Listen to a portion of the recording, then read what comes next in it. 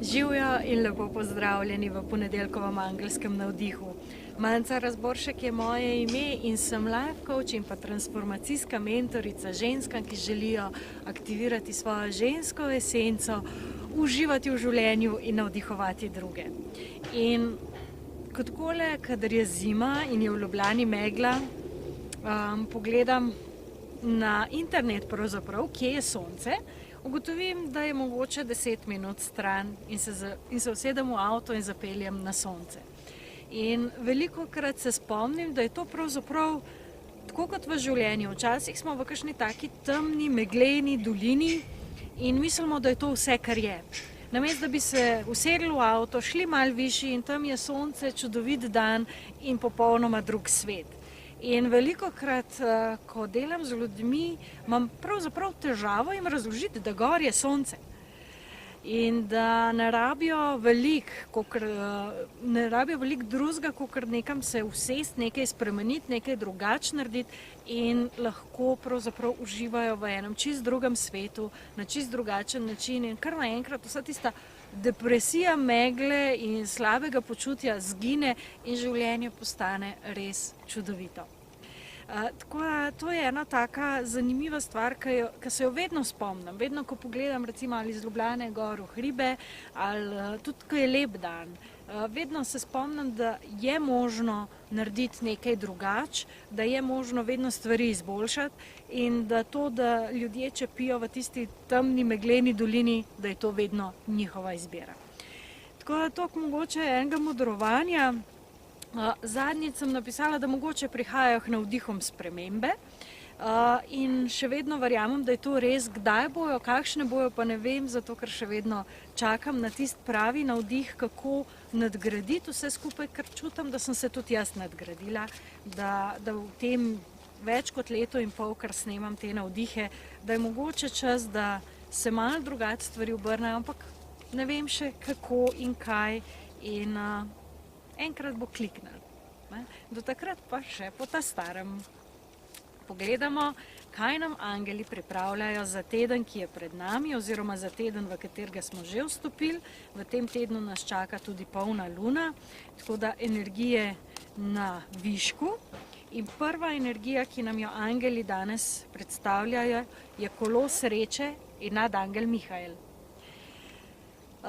Kolo sreče oziroma nadangel Mihael se pojavi takrat, kadar se stvari obrnejo navzven, ko se stvari obrnejo na bolje, ko se položaj nenadoma spremeni. Namreč v življenju je vse ciklično in ko smo gor, bomo slej ko prej prišli dol in če smo dol, bomo slej ko prej prišli gor, tako da vedno neke spremembe, vedno nekaj, kar se obrne okoli. In velikokrat je, ker je razvoj spiralen, je tudi ta sprememba lahko spiralna. Ni nujno, da če smo zdaj navzgor, da bomo šli navzdol. Lahko bomo samo preskočili na naslednjo spiralo, na naslednji krog, se pravi šli naprej. Namreč Mihael vedno podpira pozitivne spremembe takrat, ko stopimo v svojo moč. Če imate pleksus, bom rekla, bolj švoh energetsko in boste prosili Mihaela, da naj pride in vam ukrepi pleksus, vam bo pomagal, da se odprete in da lahko v bistvu greste z odprtostjo naprej. Namreč tudi naša telesna govorica, ko se zapiramo, ko smo zakrčeni, se na noter pravzaprav skrijemo pleksus, ko se v bistvu želimo bolj samozavestno postaviti, bolj odpreti, se obrnemo navzven. Tako da prva energija v tem tednu, odprite se navzven, najdite svojo samozavest in če jo nimate samo držo, samo s tem, da v bistvu odprete ta del, lahko naredite že veliko. In boste videli, kaj se potem zgodi, ker se energija začne drugače pretakati. Naslednja karta je paš ognja. Paš ognja. In sicer paš ognja je nova energija, je mlada energija, je sveža energija, ki pa potrebuje družbo, ki potrebuje ustvarjalnost, samozavestnost in pa kanček igrivosti oziroma nagajivosti. Tako da dajte poiskati svojo ustvarjalnost, dajte poiskati svojo izvirnost, dajte se znajdati malo drugače, bodite iznajdljivi. Ta energija igrivosti pravzaprav, ki v tem tednu pomaga, da da v bistvu se lotite nekih novih podvigov. In gre zelo lepo s kolesom sreče, se pravi, bolj ko boste sproščeni, bolj ko bo energija tekla, lažje vas bo energija na nek nov nivo dvignile in vam pomagale naprej.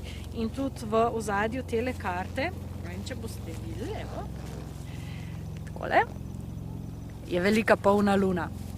Tako da polna luna v vsem svojem sijaju tudi v tej igrivosti, v tej nagajivosti, v tej odprtosti pravzaprav in to vam bo dalo tudi veliko samozavesti.